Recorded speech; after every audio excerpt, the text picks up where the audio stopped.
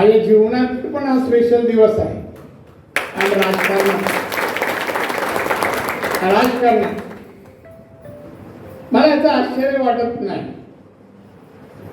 अचानक काय मिळतं त्याचं आश्चर्य वाटतं. हे आम्ही राणे कुटुंबाने मिळवलेलं हा यश आहे. या 10 वर्षाच्या काळामध्ये कोण होते, काय केलं हो, एकदा तरी असं एखादं भाषण अभ्यासपूर्ण याचा सिंधुदुर्गच्या जिल्ह्याने विचार करावा. जर त्या पदाला लायक योग्य पात्र माणूस असेल तर जनतेचे प्रश्न सुटतात, जनतेला न्याय मिळतो आणि तिथे विकास झालेला दिसतो.